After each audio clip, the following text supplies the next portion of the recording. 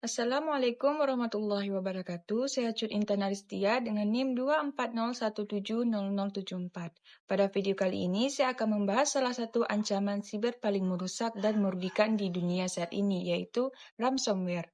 Kita akan gunakan studi kasus untuk membedah bagaimana sebuah file kecil yang salah klik bisa melumpuhkan seluruh perusahaan. Dan yang terpenting, bagaimana cara kita bisa selamat dari bencana digital ini. Mari kita bayangkan sebuah studi kasus di PT Maju Jaya. Hari Senin pagi yang sibuk, Rina, seorang staf keuangan, menerima email. Subjeknya provokatif. Tagihan invoice tertunda. Segera cek. Pengirimnya terlihat seperti salah satu vendor mereka. Karena panik, merasa ada tagihan yang terlewat, Rina langsung mengunduh dan membuka file invoice_381.zip. Setelah dibuka, anehnya tidak terjadi apa-apa. Merasa itu file rusak, Rina melanjutkan pekerjaannya. 1 jam kemudian, mimpi buruk dimulai. Semua file Excel dan Word di komputernya tidak bisa dibuka. Nama filenya berubah jadi aneh dan memiliki ekstensi locate. Di saat yang sama, sebuah file tag muncul di desktop yang berisi pesan tebusan. Semua file Anda sudah kami enkripsi. Jika ingin kembali, bayar 1 Bitcoin dalam 3 hari, atau data Anda akan hilang selamanya. Rina panik, pihak IT mengecek, dan ternyata seluruh shared drive kantor juga ikut terenkripsi. Perusahaan lumpuh total. Apa yang sebenarnya terjadi? PT Maju Jaya baru saja terkena serangan ransomware. Ini adalah malware yang menyandera data Anda dengan cara menguncinya atau mengenkripsi, lalu meminta uang tebusan. Bagaimana malware ini bisa masuk? Dalam kasus Rina, jalan masuknya adalah email phishing dengan lampiran berbahaya. Di kasus lain, bisa juga melalui celah software yang belum diupdate atau melalui akses remote desktop, atau juga disebut dengan RDP yang passwordnya lemah. Celah keamanan utamanya ada 3. Pertama, faktor manusia. Rina yang panik mengabaikan prosedur keamanan dan mengklik lampiran mencurigakan. Kedua, faktor teknis. Mungkin antivirus di komputer Rina tidak update. Dan yang ketiga, faktor jaringan. Konfigurasi shared drive yang terlalu terbuka memungkinkan virus menyebar dengan cepat dari satu komputer ke seluruh server.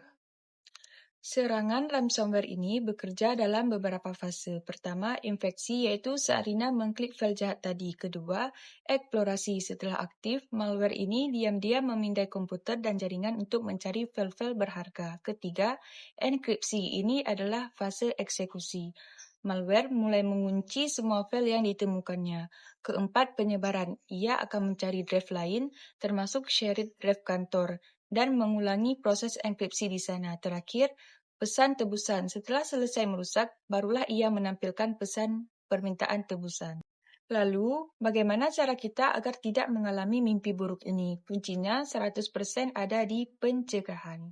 Aturan emas nomor 1, backup 321. Anda wajib punya 3 salinan data di 2 media yang berbeda, dan 1 di antaranya harus offline atau tidak terhubung ke komputer. Kenapa? Agar saat komputer Anda kena ransomware, file backup Anda di hard disk eksternal yang terpisah itu tetap aman. Yang kedua, edukasi dan waspada. Ajarkan diri Anda, keluarga, dan rekan kerja untuk mencurigakan semua email.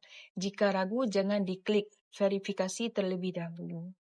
Ketiga, perisai teknis. Pastikan Windows, antivirus, dan browser Anda selalu update.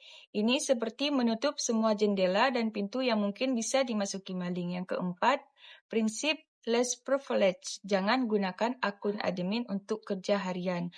Batasi akses. Jika Rina tidak punya akses tulis ke semua folder di shared drive, kerusakan mungkin tidak akan separah itu. Oke, itu pencegahan. Bagaimana jika sudah terlanjur terjadi? Anda melihat pesan tebusan di layar Anda. Apa yang harus dilakukan? Langkah darurat nomor 1, isolasi secepatnya. Langsung cabut kabel LAN, matikan Wi-Fi, putuskan komputer itu dari jaringan. Ini untuk menghentikan penyebaran virus ke komputer lain. Kedua, identifikasi. Coba foto pesan tebusannya dan cek di website nomor ransom project. Jika Anda beruntung, mungkin ada alat pembuka kunci gratis untuk jenis ransomware yang menyerang Anda. Ketiga, dan ini penting, jangan bayar tebusan. Tidak ada jaminan data Anda kembali, Anda hanya akan buang-buang uang dan mendanai mereka untuk menyerang orang lain. Keempat, terima kenyataan dan lakukan format dan restore. Ini satu-satunya cara yang pasti bersihkan total komputer Anda. Install ulang lalu pulihkan data Anda dari backup yang sudah disiapkan tadi. Inilah kenapa backup sangat penting. Sebagai kesimpulan, dalam melawan ransomware, antivirus, dan firewall itu penting, tapi pahlawan sejati Anda adalah backup. Ransomware mengandalkan kepanikan dan fakta bahwa orang tidak punya cadangan data. Jadi, moto kita hari ini jangan bayar tebusan, tapi rajinlah backup. Sekian studi kasus kali ini. Semoga membuat kita semua lebih aman dan waspada. Terima kasih. Assalamualaikum warahmatullahi wabarakatuh.